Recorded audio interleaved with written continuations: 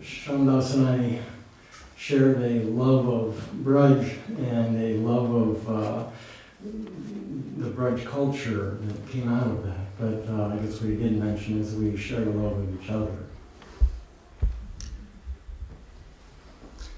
And this is my first time doing an ashram, but it's so nice to be in a place where he is so present. And I just, that's important to me to feel his support as I talk here this afternoon. My wife said before I came in, she said, just be yourself. And I thought, which self am I? And I noticed that on the program it says that Professor Haberman is going to give a lecture. And I'm here to tell you that Professor Haberman, I don't think, showed up on this particular visit. He's been really busy giving so many official presentations and lectures that I think he is a little worn out, so he stayed back in Indiana.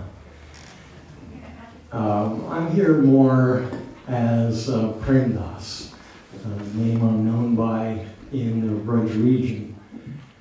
And for those of you who know that name, that is Shyamdas's guru always told him to translate Das, which often gets translated as servant, to translate it as a follower. I like that. So I'm a follower of Prem, a follower of love. Learning what I can about that.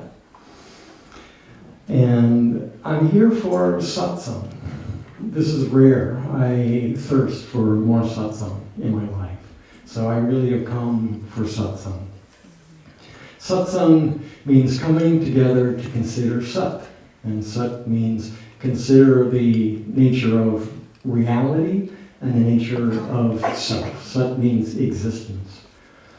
But sat also is connected to, it is part of the definition of Brahman, the conception of that ultimate reality in vedantic systems that I want to talk about this afternoon. And it is connected to that definition of Brahman as Sat Chit Ananda. And it's really more the Ananda element that I want to focus on. That dimension of bliss. So in a way, I would like to rather have satsang with you. I'd like to have Ananda Sangha with you. After all, this is the Ananda Ashram, so it seemed appropriate to focus on that particular dimension. And there's been some talk about being in the bhav. Well, bhav, I think, is most simply translated as love, to be in that state of love. So it's more in that particular state that I would like to talk about. Rather than beginning with some Sanskrit chant, I wanted to begin with an Irish tune that most likely many of you know, because I think that the Irish have a way of really getting at the heart of where I would like to begin this afternoon. The water is wide, I can't cross over, and neither have I wings to fly. Build me a boat that can carry two, and both show my love and I. There is a ship, and she sails the sea. She's loaded deep as deep can be, but not as deep as the love I'm in. I know not if I sink or swim. Oh, love is handsome and love is fine, the sweetest flower when first it's new. But you probably know where this is going to go. But love grows old and waxes cold and fades away like summer's dew. Well, what is that about? what happened to that love that was so, so, so deep? What is that love? Where did it go? I'd like to consider that as a beginning point today. I teach a course sometimes called On Love and Nature of Love and Desire. And there's many ways of defining who we are as human beings. But for the purposes of thinking about love and desire, I often define human beings as we are creatures of desire, but with more desire that can seemingly fit into the world. What a setup that is. That seems to be the human predicament. I was talking with a young lady recently, and she was talking about her frustration in ongoing attempts to enter into loving relationships. And she tells a story that is, I think, rather common. It's a story of people falling in love and then either leaving the person or getting left by the person. And she was feeling that somehow there was a temptation to just check out of that altogether. Well, there's a temptation. There's a sense somehow of loss, that we're looking for something. And perfection seems to be quite difficult to achieve in human relationships. I want to be careful that I'm not suggesting that there aren't very satisfying relationships. But I doubt if the best relationship somehow comes true to fulfilling that sense that we're really looking for, some sense of deep perfection.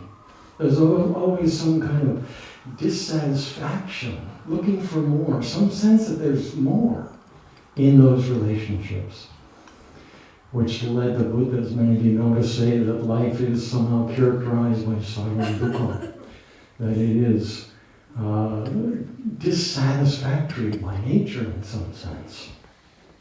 I think, by the way, the Bhagavad Gita has an alternative answer to that, which is Vasudeva Sarvam.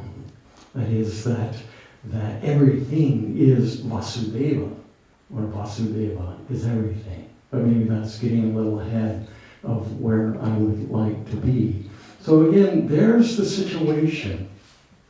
Well, what does Vedanta have to offer this? What is the Vedantic perspective that I had in mind in suggesting a title for this talk is Lessons in Life and Vedantic Love? I want to begin with a bit of a disclaimer, and that is, I'm not suggesting that one somehow check out of relationships with other sentient beings, or maybe most specifically, other human beings. I'm one who is attracted to and spent a lot of time with Pushtimarya literature. And there's no sannyasi system there. There's no checking out. It's a householder's religion. It is an involvement in the world by definition. I was visiting with Shyamdas once on one of our visits to Nathdwara with the Tilakite, the kind of the head priest of the Nathdwara temple. And we went off into a side room and were engaged in a very fascinating conversation with Vishala Baba, the Tilakite's son. And Shyamdas had with him on that particular day a rather attractive and very talented Spanish opera singer. And Shyamdas, if you know him, he always liked to show off his friends, particularly in these kinds of environments. So he thought he wanted to turn on this talented young Spanish opera singer. And so she sang a beautiful love song in the operatic style. And we then afterwards, and the Tilakite son was very impressed with that and moved with that. And we began to talk about it. Shyamdas said, yeah, it's kind of like the poems in Brudge that we spent so much time singing. And for some reason I felt the need to make a comment saying, yes, but the object is different. In the song sung by the Spanish opera singer, the lover was another human being. where in the poems sung in a British tradition, it was about the love of God. And Vishal Baba stopped me, and he said, no, it's not really quite that simple at all. There's a relationship between the two. And he taught me a Sanskrit concept that I had not really encountered till that point. It is called Shakya Anurudhi Nyaya. Fancy word, but what it is, it's a way of indicating something by using something else. And he said it's like, if there's a star in the sky that you want to point to, how do you point to it? And if there's a tree below it, and there's a particular branch that is pointing right to that star, you can use that branch to indicate the star. And he was suggesting that the song being sung, the kind of love that was being celebrated in that opera song, was the branch, indicating the ultimate love. And I want to tie that with my kind of disclaimer here into another story. And this is a story that involves the 11th century South Indian Vaishnava saint, famous saint, Ramanujan. This is a story told about a man who showed up at his religious community. And he said, could you teach me how to love God? And Ramanujan said, sure, stick around, we'll see what we can do. 2 months went by, and nothing really happened for this man. And he confronted Ramanujan. He said, you know, what gives? I showed up in your community here and asked you to teach me how to love God, but nothing has really happened yet. What's happening here? And Ramanujan then asked him, have you ever loved a woman? And he said, oh, of course not. He saw himself as somehow renouncing that kind of involvement in the world. Of course not. And Ramanujan then said to him, then how do you think I can possibly teach you how to love God? In that story, there's a difference between love of God and love of human, but they're intimately connected. And both of these accounts come out of a particular kind of Vedanta. So the question I think I was asking is, what do Vedantic teachings have to add to our understanding of this human predicament that I began with? Vedanta, for those, it's always difficult talking to audiences that I don't really know the level of understanding. So I don't want to lose those. I want to make sure that those who maybe are new to this kind of information aren't lost, and I don't want to bore others. So the trick. But let me just briefly define the term Vedanta. Vedanta means literally the culmination of the Vedas, and it refers specifically to a group of early texts that go back, the earliest one about 2,800 years, called the Upanishads. So the Vedantic school of thought is a school of thought that is based primarily on those Upanishadic texts. And in addition to that, the Bhagavad Gita is considered to be one of the authoritative texts in Vedanta. So that is the system I'm talking about. Unfortunately, I'd say one of the great tragedies of the Western representation of Hinduism is that Vedanta gets reduced to a single school of Vedanta. There are many schools of Vedanta, but the school that it is assumed to be the school of Vedanta, a school that people say, well, don't all Hindus teach that the world is an illusion. That's a reference then to one of the schools of Vedanta that is called Advaita Vedanta, and it was made famous by the rather brilliant philosopher Shankaracharya. And this is a school you may have heard about. The question in Vedanta that really divided the schools, a central question, I would say it's a central question for all human beings, is what is the relationship between ultimate reality and the world we experience with our senses? What is the relationship between that? What is the relationship between God and the world, if we'll use theological language for that? And the Advaita Vedantic school uses the metaphor of the snake and the rope to account for that relationship. So it works on, and a person is out wandering at dusk on a path in India and comes upon a snake. Now, in India, this could be a very scary situation because there are a lot of poisonous snakes. For those of you who wandered across the river from Vrindavan with Shyamdas, you would walk through that snake-charmed river where they're sourcing cobras from that area, right? Maybe some of you didn't know that. A scary situation. So the reaction is one of jumping back, the heart is beating, the breath goes fast. There's an experience of fear of that snake. But when the light of knowledge is shined on the snake, it is revealed that the snake is not a snake, but rather a rope.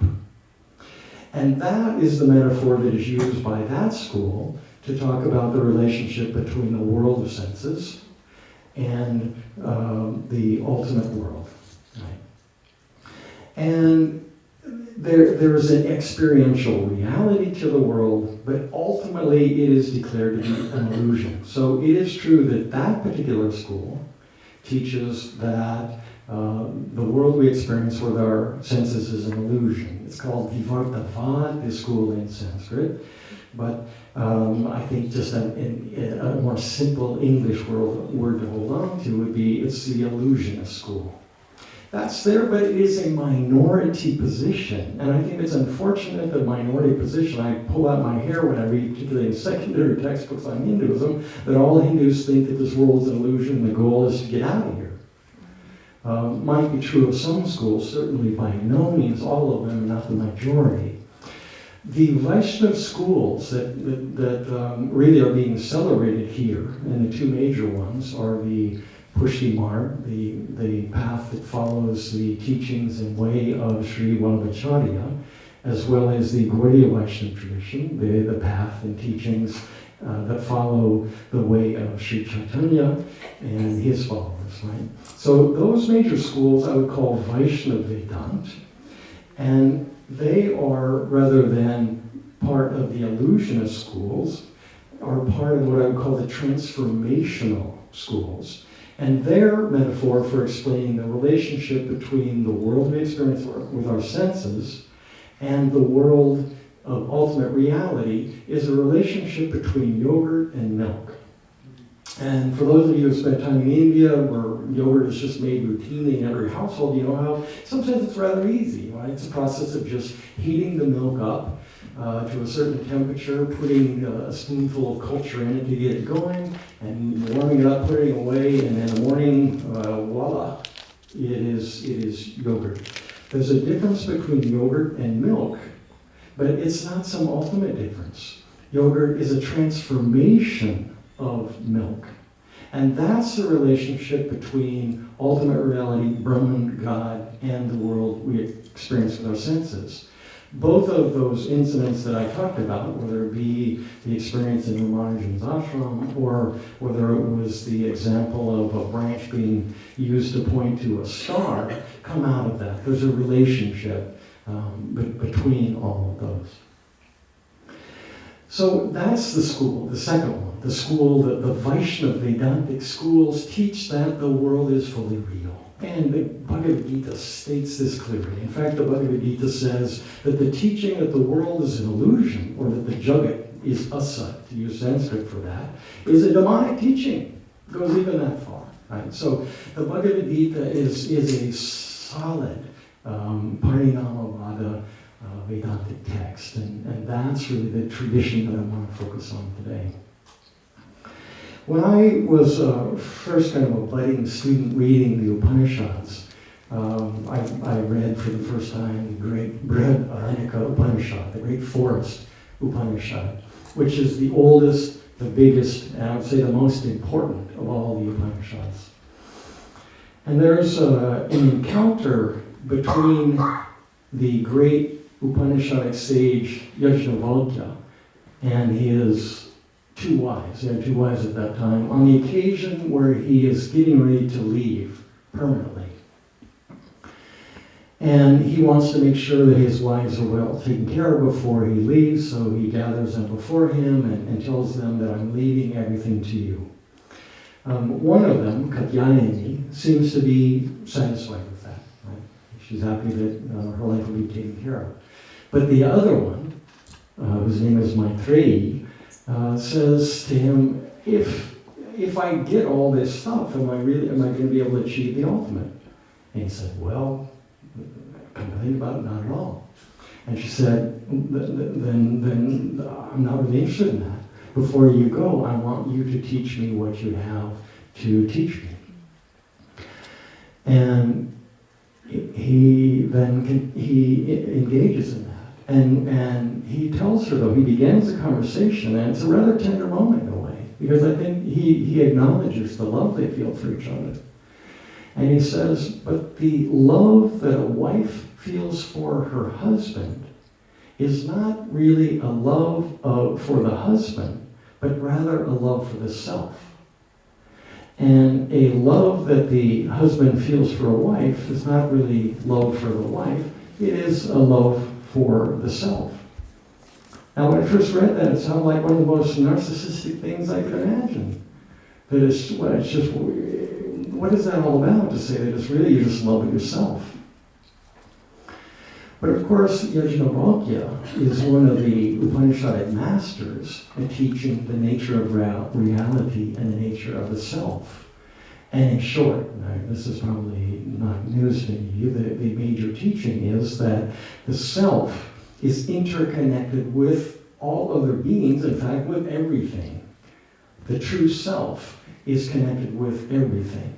And the true nature of reality. So that unified reality that underlies everything is called Brahman, and the true self that is radically interconnected is the Atma, and the basic teaching of the Upanishads is that they are non-different. Right? So in one sense it means that, of course it has to be that way. When you love anything, since anything is really part of that Atma, then you are loving yourself, because yourself is non-different. There is no difference in some sense between husband and wife. But I think there's another sense that is meant here, and that is that when we look at the nature of the Atma, it is non-different from Brahman, then we understand that it is Sat, Chit, Ananda. That is, that the Atma itself is Ananda, or is bliss. But we're talking about that love. So let's put it in terms of that. God is love, love is God, and that means that the self itself is love. So that I think the situation I described, what I call the human predicament, where somebody will fall in love with someone and that person leaves them and they feel devastated and fearful that they will never get a love like that again, assumes that the love is dependent upon the other person. And when they're left then, they're left with emptiness, in some sense. But if your self is love, that means that the core of your being itself is love. And this understanding is a full love. In fact, the Brihadaranyaka Upanishad begins with a statement, Purnamada Purnamidam Purnam Udashate Purnasya Purnamadaya Purnameva Vishishate. Purnamada. Purnam is a term that is difficult to translate. I'm going to translate it for you here in a moment with the word full. But it means complete, perfect, completely whole, includes the all, everything. So, Purnamada, that is full. Purnamidam, this is full. Purnam Udachate, fullness proceeds from fullness. Purnasya Purnamadaya, when fullness is taken from fullness, Purnameva Vishishyate, only fullness remains. What is love in that context? How can you lose that? That's it, and that is our soul. That is the essential part of us. I think that's what the Vedantic tradition teaches about the nature of the self. That, in many ways, is what is called Jnana. knowledge, that ultimate realization, to come to understand the true nature of reality and the true nature of the self. Bhakti understands that's not the end of the road. Bhakti understands that jnana is the springboard into bhakti. That's where we begin, with that realization. And that's a solid realization. I want to, last night it was so delightful to have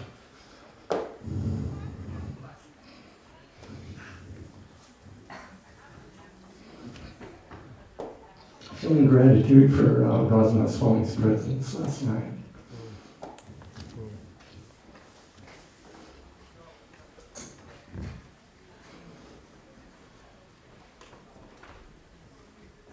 A lot of the great ones have passed on recently. Dear friends of mine that are connected to Bryce I spent time with understand the world are gone.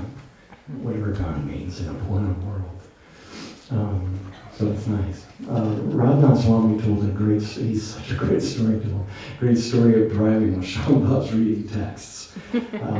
So my introduction to a group of texts that Shyamdas has translated in his book, and I must say there were 12 copies, and I understand these are only 12 copies left in the United States for sale outside. So I would highly recommend grabbing one of those for you. And this is a translation of 16 works of all the Chaya that Shyamdas did. The Soul is Grown.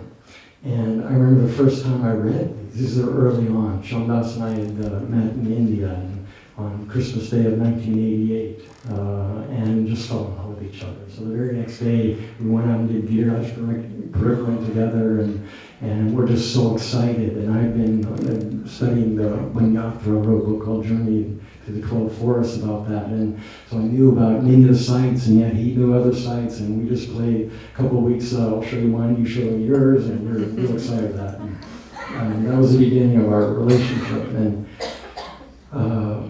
continued in the United States. And when we got together, we would read Sanskrit texts. I remember I don't remember we were driving. It was just a long drive, and we'd switch off, and whoever was driving would theoretically focus on driving, and the other would read the text, and we would talk about it.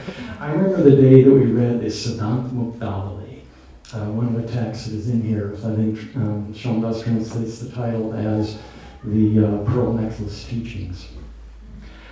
I've been a student of religion at that point for a very long time, and had studied every religious system that I could get my hands on. And when I read the Siddhanta Muktavali, I felt like I was just flat. I thought, this is exactly what I have been looking for. So I want to begin, and in that text, it's a wonderful text because it lays out the simultaneous dual, non-dual nature of Brahman. The first school that I mentioned, which is a school that has really legitimized, justified, rationalized, or put it, the ascetic withdrawal from the world.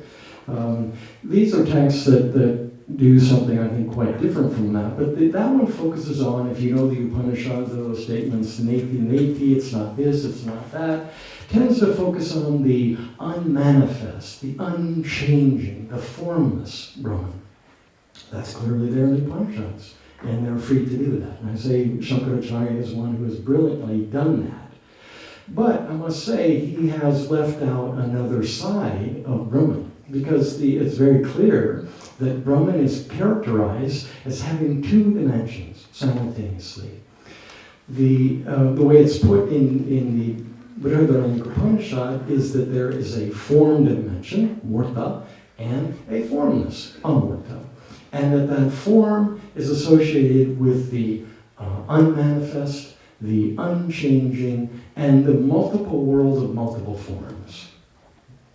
And that is declared to be a dimension of Brahman, right? Very clearly. So in addition to the Upanishads saying Brahman is defined by neti, neti, not this, not that, there are passages fairly close in the Upanishads that say that Brahman is this, it is that, it is all of this. So one is it's not this, it's not that, and the other one is it's this, it's that, it's everything. And there are schools, and again, it's these Vaishnava schools that I think we're here celebrating, that value the world of form, of manifestation, and all of that. And the Siddhanta Muktamali does a brilliant job of bringing out those two aspects of Brahman. And it also makes a statement that, with certainty, without doubt, nishchay, without doubt, Krishna is your Atma, is your soul. That is just stated again as nishchay. It is, there's no doubt. And interestingly, Vallabhacharya in that text defines Krishna as Paramananda, as the highest bliss. So Krishna is your soul in the form of the highest bliss. So there's again that foundation, that teaching, what I would call the kind of the vedantic, the philosophical foundation. But bhakti goes beyond that. So to move into more, what is bhakti as at the level of experience, what's called the bhavatmik perspective. And here we see an interesting evaluation of a kind of a difference. But again, always a difference that is within non-difference. I think that's one of the challenges to understanding non-dual systems. And one way of getting a handle on that I often offer is to think of the double meaning of the simple phrase, nothing ever remains the same. Nothing ever remains the same because things are always changing, right? Things are always changing. So there's that dimension of reality. Things are changing. There is a multiplicity of things. The things are manifest. You can touch them, you can smell them, you can experience them in those ways. But what is it that ever remains the same? Nothing. Nothing ever remains the same. So there's one way of understanding those two dimensions of Brahman. But what is it? The Bhakti theologians are fond of saying they don't want to become sugar, but they want to taste sugar. That's where the bliss is. If it's just all sugar, there's no taste. Or to use the oceanic expression of this that Vedic literature, Vedantic literature is fond of. If there's no separation of the drop from the ocean, there's no relationship. Right? The human condition is one of being a drop of water that comes from the ocean. Right? But the human condition seems to be that we somehow imagine an ironclad boundary around that drop of water. So that it is truly separate from all other drops and separate from the ocean. The move of jnana, of insight, is to understand that that drop is water and nothing but water. And yet if it merges into the ocean, that would be more that first school's goal, then there's no relationship possible. There's no feeling possible in a way, right? So that for the tasting of sugar, that's bliss, to occur, there has to be a distinction between the tasting tongue and the sugar that is tasted. So we move into an encounter with thinking about then the value of difference.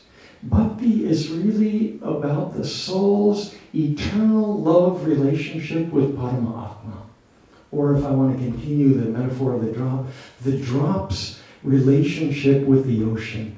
Again, the spot of bhakti is not the ironclad self that imagines itself somehow different from the ocean, nor the drop that is in the ocean, but a drop right on the surface of the ocean, yearning and burning to merge with the ocean. That is a sweet spot of bhakti. In another one of Vallabhacharya's texts in the 16 works called the Nirod Lakshana, I think Shyamdas translates it as Nirod bound by Hari. actually like the word embraced by Hadi much more. Nirodha, as you're aware, is a term that is used to define yoga. Yoga is chitta vritti nirodha. Right? That it is a stilling of the activity of the mind. And since chitta also can easily be translated as heart, the heart. Because both mental activity and emotional activity churn one up so that in a yogic system that ultimate realization can occur. That's not this bhakti. This is a bhakti of emotion, where one dives into, in some sense, the ocean of the commotion of emotion to experience the fullness of that. But again, bhav in its highest sense is an emotion that is embraced by Krishna. Emotion where everything is focused on that ultimate, that Paramananda.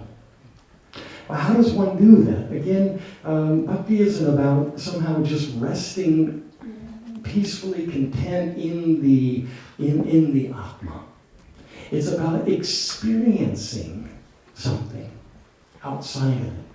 And so in the Narod Lakshanam, Vallabhacharya says, to reward the highest state of the divine yearning of the gopis, he manifests out of their hearts directly before them, taking form before them. And the form that he manifests as is Sada Ananda.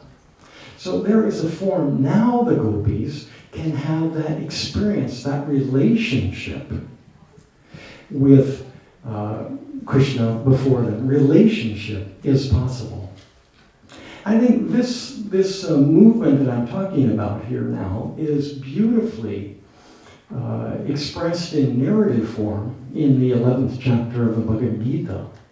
If that's a text that you're familiar with. But for those who are new to it, just to remind you, this is a point in the Gita where Arjuna is kind of scratching his head and realizing that he doesn't really quite understand who Krishna is.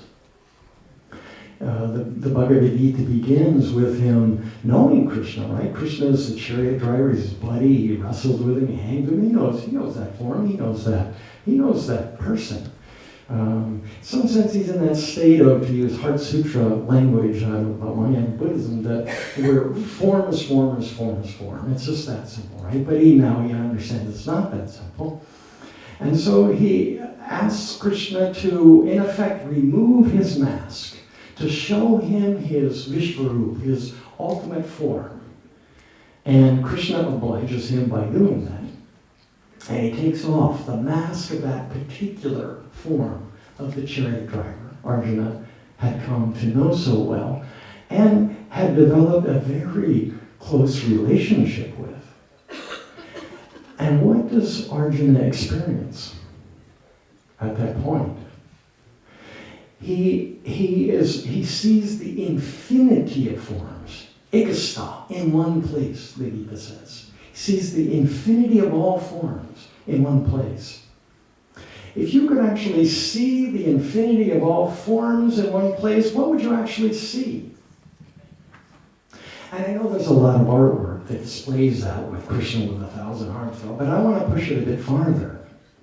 What would you actually, or let me make it maybe a bit simpler.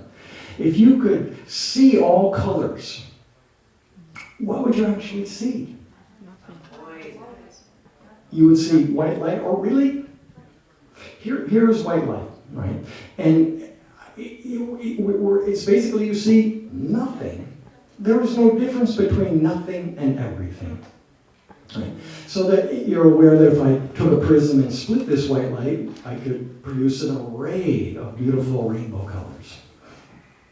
But all of them together is nothing. And that's precisely the realization that Arjuna has. And it's actually called in the text, he has a realization basically of Akshara Brahman. That's the word that is used. And the Gita uses the word. It's a word that's very important for the Gita's understanding of this dimension of reality as the formless, the unmanifest, the unchanging reality. That's what he has an experience of. And his first reaction is, Now I understand.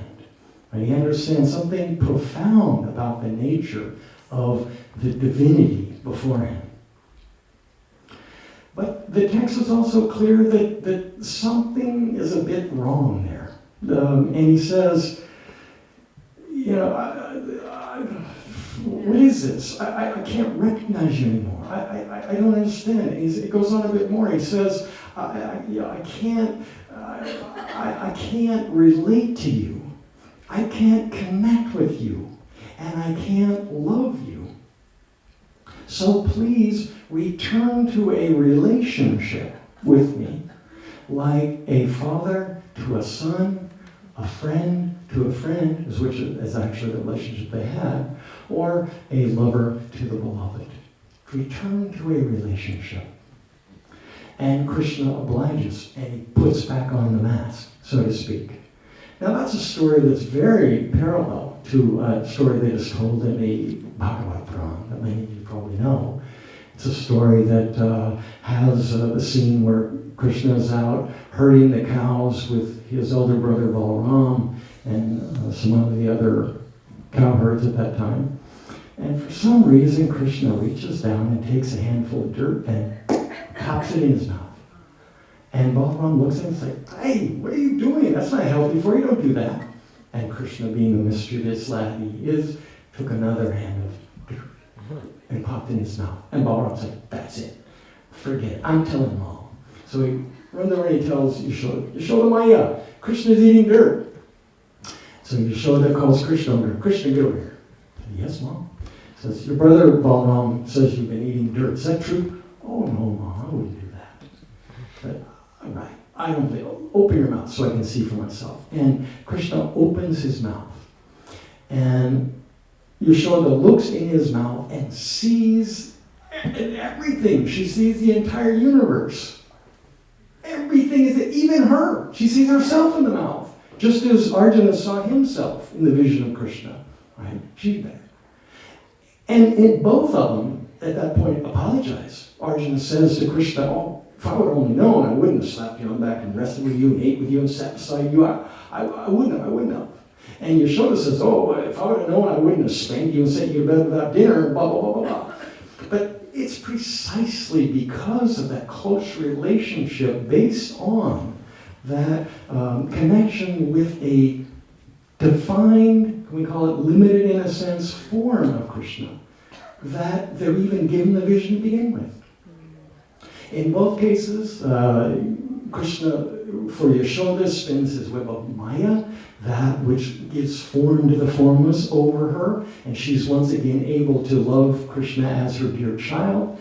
And in the case of Arjuna, he takes the human form that Arjuna knew. In some sense, there's nothing special about that form. It's one of many forms. But he takes that form, and that allows the relationship to happen. What is that form? The form is actually called in the Gita Swarup. I'm going to come back to that term because it's connected to another definition. We get, my friend Purushottam is here. I was reminding him of talking about this one time and told him what his name meant. But Purushottama is defined in the Bhagavad Gita in a very precise way. In the 15th chapter, if you want to look it up. It says there are two dimensions to Brahman, the Kshara and the Akshara, the changing, the unchanged. And again, for the Gita, which uses these oppositional terms throughout the text to refer to these dimensions of reality, it's connected also to Vyakta and Avyakta, manifest, unmanifest, or Murta, unmurta, or just lots of these terms that are negated with that like in English, amoral, ahistorical, just negates it. Those are the oppositional terms. The beauty of the Bhagavad Gita is it adds a third that is not the same as the opposites, but it doesn't reject the opposites. It encompasses the opposites and goes beyond them into something else. That, in my mind, is just the beauty of so many things in Bhagavad Gita. Karma Yoga, one of the more commonly known features of the Bhagavad Gita, is neither rejection of karma nor a rejection of akarma, right? And both of those terms are used in the definition of karma yoga. So it's neither ordinary action nor the complete renunciation of action. And for those of you who know it solves that third position, which is something that encompasses both and transcends them through the concept of karma yoga. That's another subject.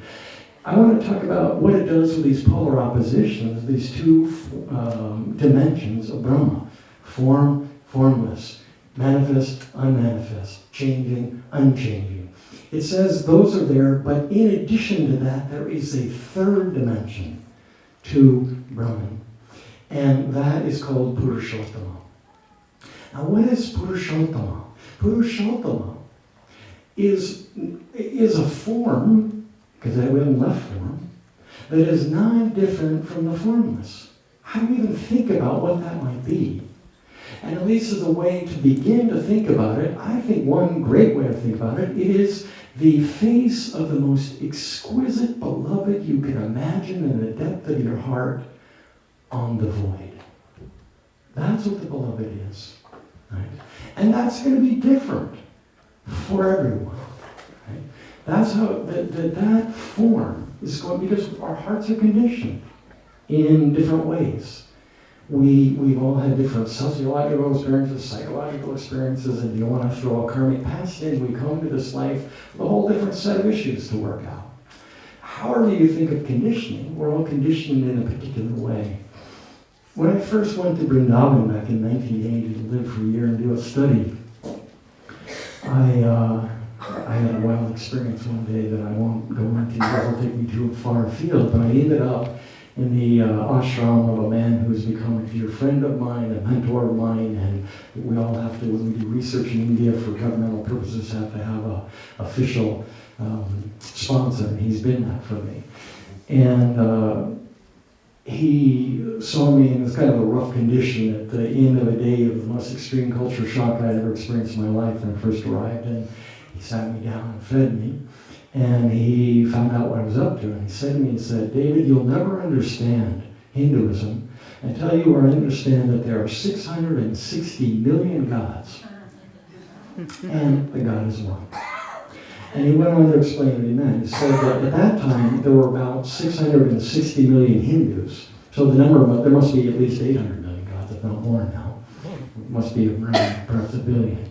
And it was this point, that Hindus not only tolerate a difference with regard to our conceptions of divinity, that's in some sense what we're talking about, but come to expect it because of our difference in conditioning, which goes back to Brihadaranyaka Upanishad. There I heard in 1980, but a text that was composed in probably the 8th century BCE has another incident with Yajnavalkya where he is encountered with a seeker who asks him, "How many gods are there, Yajnavalkya?" And he says, 3,306 for some reason, but 3,000 was just a big number. It's like trillions now. So a seemingly infinite number. Well, like a good seeker, this person didn't stop. Okay, but how many are there really? 33. How many are there really? 6. How many are there really? 3. We whittles down to we come to my favorite answer. How many are there really? 1.5. 1.25. 1. But finally, then Yajnavalkya says 1, and that one is Brahman. So there's that understanding that just pervades all of this. So maybe to put it in terms of stories of Krishna. Wonderful story in the Bhagavad Puran when Krishna, towards the end of his stay in Braj, he is there, the kind of exoteric reason for him coming was to rid Braj of this nasty king Kansa. And he enters the arena where he's to meet with Kansa and do him in. And the reactions of all the people watching as he enters are recorded in the story. For the parents of Krishna who are in the stand, they experience Krishna as a helpless child who is in need of care. And his friends see him as a buddy that they spend time with in the forest. And the gopis look at him as their supreme lover. And the wrestlers who stand there see him as a terrible opponent, and Khan sees him as death incarnate. He's the same and yet is seen different. There's nothing, again, special about that form of Krishna that appears in the Bhagavad Gita. Right? But he is the form that was there for Arjuna, and just as the form that was there for Yashoda. So all these are possibilities. But there has to be something that comes out. Again, going back to Vallabhacharya's statement that to reward the highest yearning of the gopis, he manifests out of the heart so that they could then have a relationship with him.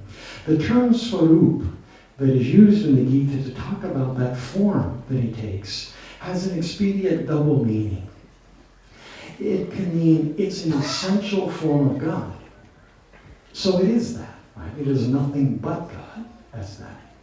But swa means own, and it can mean one's own root, one's own form from the perspective of the worshiper. It is one's own form. It is that form of God that comes to you in a particular form for the eternal relationship. Bhakti, again, is about establishing an eternal relationship. Not for some eternity, possibility after death or something, but right here, right now. That is where the eternal relationship takes place in a particular form. I'm trying to decide how far I want to go with that. I'm looking at time, and I would like to leave a little bit of time for some questions and comments. So, so it is with that. So that the love that an external object, if I want to use that term, a vishai, is necessary. But again, in terms of the non-dualness of all this, in some sense, there is no difference between the worshiper and the worshipped. I just, as Vallabhacharya said that I spent a year in Jatipura studying the Govardhan mountain, and I could tell lots of stories about that. But the story that is told at the Govardhan mountain is a form that manifests out of the heart of Krishna. And when he was feeling a love for Radha in particular. So here is the mountain is a coagulated form of the love of Radha and Krishna. Krishna actually doesn't worship except for 2 times in the Bhagavad Puran. Once he worshipped the sun, and the other major worship that is really a paradigm is his worship of the Govardhan hill. And if you're aware of that story, it's where the villagers ordinarily, on an annual occasion, gathered huge amounts of food together to offer Indra, the god of rain, the god of storms. But Krishna said one day to his father, Nanda Baba, why are we offering all this food to Indra? It's an interesting text. It says basically karma rules our lives, not these gods. Why would we worry about that? But if we want to offer this food to anything, we should offer it to this mountain, because that is the real source of our lives. It gives us grass for our cows, water, etc., etc. So Krishna is successful in convincing Nanda Baba and the other elders of the community to make the offering to the mountain. Krishna is the one who leads the worship. But while he's worshiping the mountain, there's a voice from the mountain that says, Krishna's voice that says, I am the mountain. And it's very clear that the Govardhan hill is considered to be a mountain form of Krishna. So here's now Krishna as a worshiper worshiping the object, which is the mountain, but that came out of his own heart. And there's the circle. I guess the last text that I want to mention is a text in the 16 works called the Sannyas Nirnay. I think it's translated typically as a consideration of renunciation.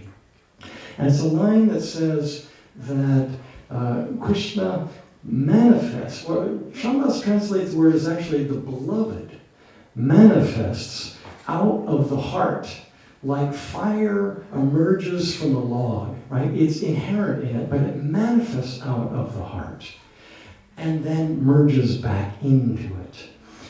The term he's translating as beloved there, I think he's right, I'm sure he's dependent upon commentary. But the term is swatma, that your own self, again back to that notion. So that love is a process that invests itself in an object and thereby experiences the profound nature of love.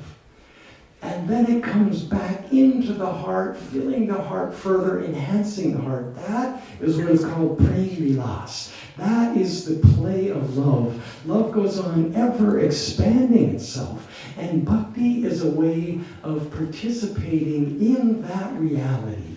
Bhakti is usually translated as devotionalism, but if we went for the actual Sanskrit word birj, the root of it, it means to participate in, to share in.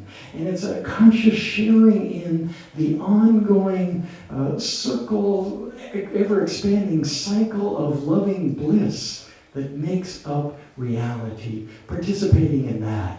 From the Gaudiya tradition, the great Bhakti theoretician Rupa Goswami wrote a Sanskrit text called the Bhakti Rasamrita Sindhu.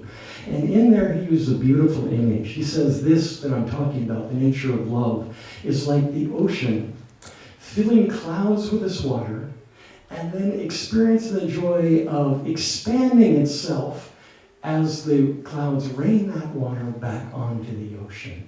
That is the ongoing cycle of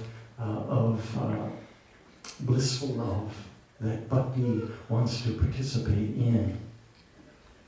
So I'd say I want to leave a bit of time, I think we have about 15 more minutes, for any kind of responses. But before I do that, I want to see if I can rectify the tune that I began with, because I don't want to necessarily, it's a tune really of a failed love, and I don't want to leave you with that message. So let me try the tune in this way. Krishnaya